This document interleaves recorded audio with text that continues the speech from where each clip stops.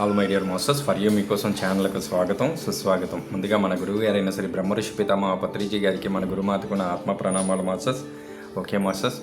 Sir, Srikrishna సందేశం శ్రీమద్ భగవద్గీతలో 16వ శ్లోకం గురించి మీ యొక్క మాటల్లో సార్.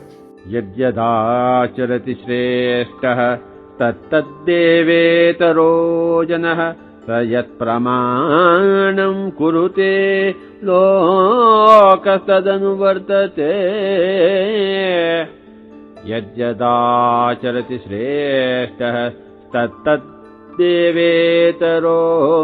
జనః స యత్ప్రమాణం కురుతే లోకస్తదనువర్తతే. శ్రేష్టమైన జనులు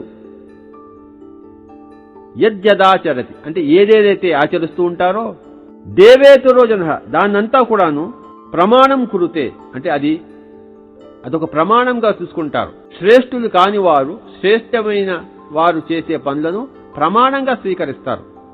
వారికి ఏది కరెక్టో ఏది సత్యం కాదో అది వాళ్ళు స్వంతంగా తెలుసుకోలేరు. శ్రేష్ఠుడు చేస్తున్నాడు కనుక ఇది సరి అనేది అయి ఉంటుంది అని దాన్ని స్వీకరిస్తాడు. కనుక ఎవరైతే శ్రేష్ఠులు అయిన వాళ్ళు, ముఖ్యంగా పిరమిడ్ ధ్యాన కేంద్ర మాస్టర్లందరూ కూడాను వీరు చేసే పనులను ఇతరులు గమనిస్తూ ఉంటారు. శ్రేష్ఠులైన వారిని మిగిలిన వాళ్ళు గమనిస్తూ ఉంటారు. గమనించి వాళ్ళు నేర్చుకుంటారు. అందరూ స్వతహాగా నేర్చుకోలేరు, కొంతమంది చూసి నేర్చుకుంటారు. ఎవరిని చూసి నేర్చుకుంటారు?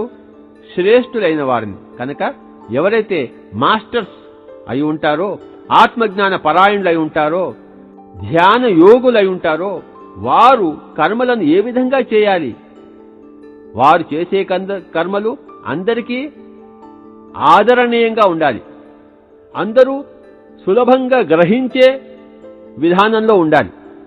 కనుక ఈ యొక్క శ్లోకం అందరికీ కూడాను చాలా ఇంపార్టెంట్ శ్లోకం. నేను ఏది చేసినా పర్వాలేదు, నేను యోగిని కదా అని అంటారు. నిజమే, అరణ్యంలో ఉంటే, ఎవరూ లేకుండా ఉంటే చుట్టుపక్కల ఏదైనా చేసుకోవచ్చు.